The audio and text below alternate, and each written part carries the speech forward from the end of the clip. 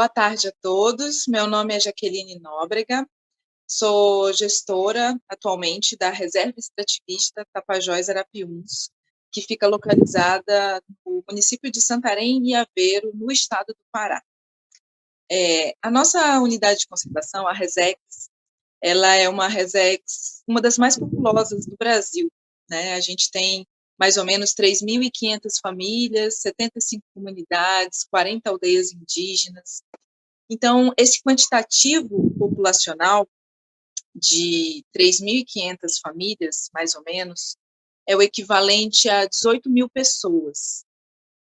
Se a gente for fazer um comparativo desse quantitativo populacional, a gente poderia dizer que ela é equivalente a mais ou menos 40% dos municípios brasileiros, dos mais de 5 mil municípios brasileiros, 40% deles têm menos de 18 mil habitantes. Ou seja, a gestão desse território, a gestão dessa unidade de conservação, dessa reserva extrativista, ela é comparada à gestão de um município, né? Então, nós temos muita gente, bastante pessoas, muitas famílias, que têm na atividade da agricultura familiar a sua principal fonte de renda, a sua principal fonte de produção.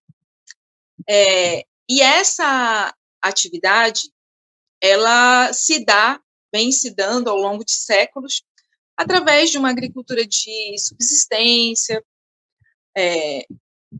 e utilizando uma prática que é milenar na Amazônia, que é a utilização do fogo para a limpeza, né, das suas áreas produtivas. Então, essa atividade, a prática do uso do fogo ao longo de centenas de anos, ela é algo comum no cotidiano dessas famílias. E é o mecanismo mais barato, mais rápido e de mais fácil acesso que essas famílias têm para a limpeza das suas áreas produtivas e para o desenvolvimento da sua atividade de agricultura de subsistência. No entanto, ao longo dos séculos também, o clima no mundo ele vem mudando, né? Então, com os fenômenos ambientais de poluição e degradação ambiental, o clima na Terra ele veio se aquecendo. Então, por conta disso, essa região onde está localizada a Resex Tapajós Arapiuns, na Amazônia, é uma região que sofre com um período de extrema seca, são quase 4 a 5 meses de estação seca, e é uma faixa na Amazônia que sofre bastante com os fenômenos do El Niño e Lanína há alguns anos, e esse fenômeno ele vem aumentando a sua intensidade e reduzindo o seu tempo de ocorrência, né? Então, nos últimos 2, 3 anos, a gente vem sofrendo, nos últimos 4 anos, né, na verdade, a gente vem sofrendo com esse fenômeno que tem intensificado a seca na região. E aí, aliando esses dois fenômenos, dos fenômenos ambientais, do aquecimento global, com a atividade tradicional dos moradores, a ocorrência de incêndios na região vem sendo intensificada. Então, o ICMBio, juntamente com os moradores da Resex, através do seu conselho deliberativo também, vieram solicitando do ICMBio a intensificação de atividades de prevenção e combate a incêndios dentro do território. Isso ocorreu em 2017 e agora, nesse último ano de 2020 e 2021, nós também temos intensificado a realização de capacitações de prevenção e combate a incêndio.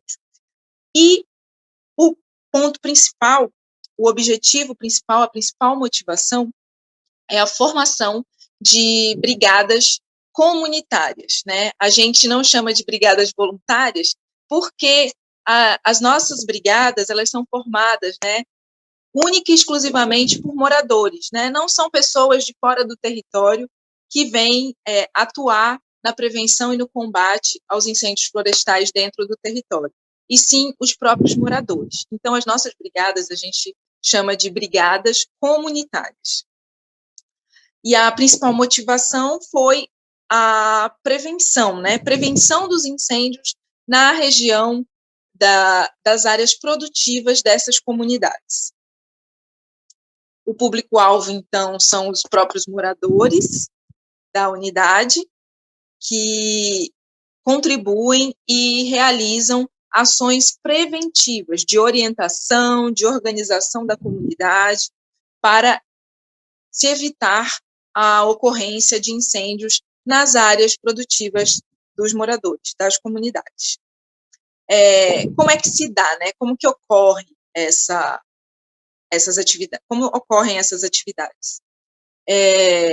Nós fazemos inicialmente uma mobilização das comunidades, né? Nós divulgamos que vai haver a capacitação, que vai haver o processo formativo, junto às lideranças das comunidades, e nós estimulamos principalmente a indicação, a orientação com relação à participação dos jovens, né? Principalmente jovens das comunidades, para ajudar, para se responsabilizar nessas ações preventivas que vão ser realizadas na comunidade. E também a participação de mulheres, né, também nessas formações, e marcamos a data dessa formação. Então, essa formação ela ocorre durante uma semana, 4, 5 dias, na própria comunidade. Então, nós levamos a nossa equipe técnica do ICMBio, do Corpo de Bombeiros, para realizar a capacitação na comunidade, e ficamos junto com a comunidade durante esse período, fazendo a formação. Em média, agora por conta da pandemia, a gente reduziu o público-alvo, né? Mas em média de 10 a 20 pessoas participam das formações. Nesse último mês de setembro, nós realizamos 6 formações, participaram dessas formações mais de 100 pessoas, todos comunitários da unidade de conservação, moradores, né, das comunidades, lideranças, jovens, mulheres, todos eles participaram dessa formação. Como instituições parceiras na execução da formação, né, nós temos as associações comunitárias, a Associação Mãe da Resex, que atua no território, a Tapajoara, o Conselho Deliberativo da unidade, o Corpo de Bombeiros e o ICMBio como coordenador desse processo. Como principais resultados, o que a gente tem visto, né, nos últimos anos, principalmente, a comunidade se sente mais segura, né, para realizar suas atividades de queima, realizar suas atividades produtivas, o estímulo à participação dos jovens, né, colocando e sensibilizando os jovens com relação ao seu papel de liderança na comunidade e podendo contribuir com os processos produtivos e de organização da comunidade. Então, isso é algo bem legal.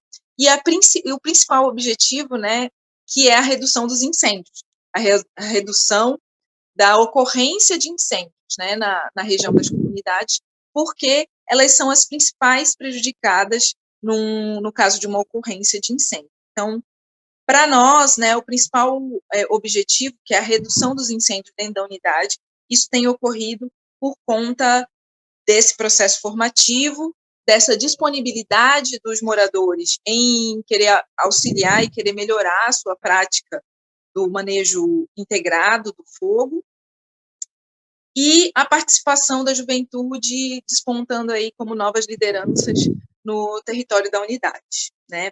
Os principais desafios, né, principalmente nesse período da pandemia, foi a impossibilidade de realizar mais capacitações com mais pessoas por conta da dificuldade das capacitações serem presenciais, né? As nossas capacitações são muito presenciais.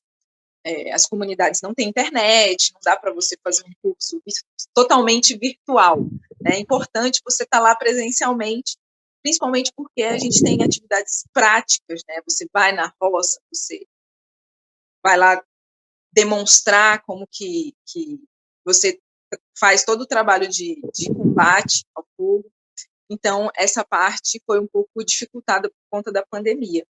Foi realmente um desafio a gente fazer isso nesse período. E o principal aprendizado que a equipe gestora da unidade e os parceiros também observaram é que a gente precisa mudar, né? Eles têm o desejo, né, de mudar suas práticas.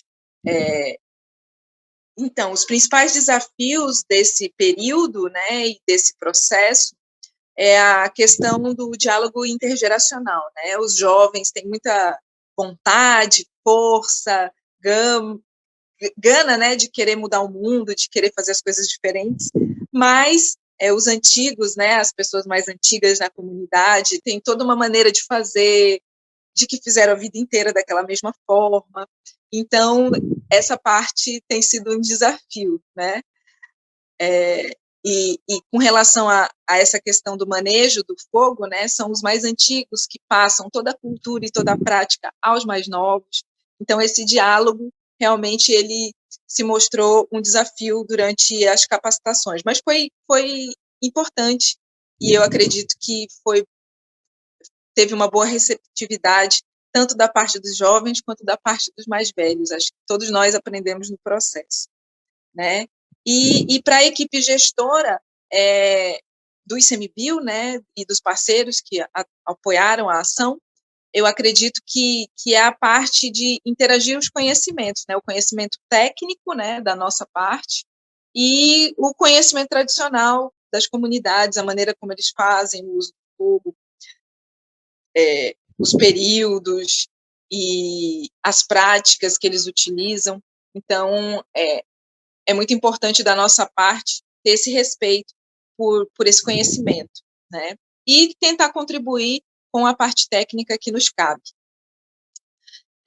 Foi muito gratificante esse período, essa atividade, né, de formação de brigadas comunitárias, porque antes era visto como um problema para a gestão, né? Porque é uma atividade lícita, né? É uma atividade tradicional e que estava gerando um problema para a unidade de conservação por conta do, do descuido, né, do despreparo das pessoas em usar o fogo de uma maneira que pudesse contribuir para elas mesmas, né? Então, por isso que a nossa boa prática, ela se chama fogo amigo, né? Porque é bem aquela coisa do fogo, daquela briga que acontece entre pessoas que têm o mesmo objetivo, têm a mesma. Todo mundo quer o bem da unidade, os comunitários querem o melhor da unidade de conservação, porque eles vivem daquele território, né? E o ICMBio, como instituição pública que trabalha com a gestão ambiental pública, a gente também não quer que a unidade fique pegando fogo, né? Então, era um fogo que vinha de dentro. Então, por isso que o nome da boa prática é fogo amigo, né?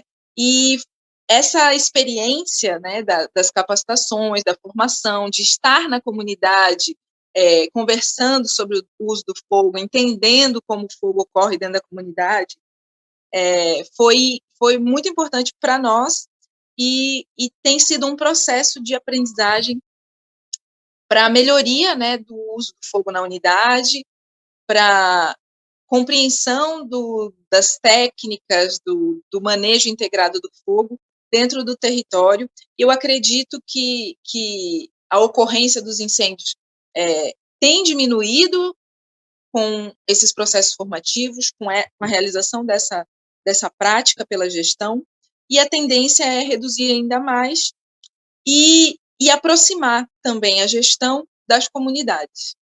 Eu acredito que é isso.